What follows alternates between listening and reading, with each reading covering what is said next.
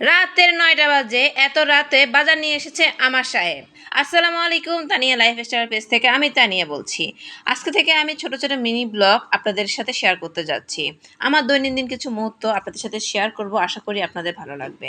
তো আজকে বাজার কি কি আনলো? এই পাট শাক, এবছর আমার পাট শাক খাওয়া হয়নি, প্রথমবার খাবো। টমেটো এনেছে, কাঁচামরিচ এনেছে। বলেছিলাম তিত করলা আনতে, তিত করলা মানে আধা কেজি আনছে, তিনটা তিনটা তিত করলা এনেছে দেখলাম।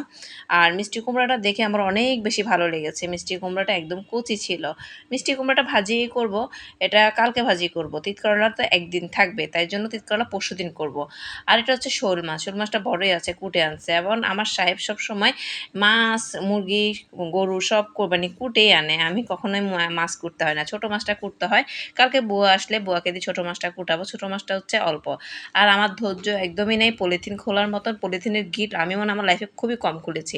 আমি পলিথিনের গিট খুলতে পারি না ভাই, আমি সব ছিঁড়ে ফেলি। এই ছোট মাছ আপনাদের সাথে দেখাচ্ছি। মহিলা মাছ একদম ফ্রেশ, অবশ্য ক্যামেরা একটু সাদা সাদা লাগতেছে কিন্তু ফ্রেশ।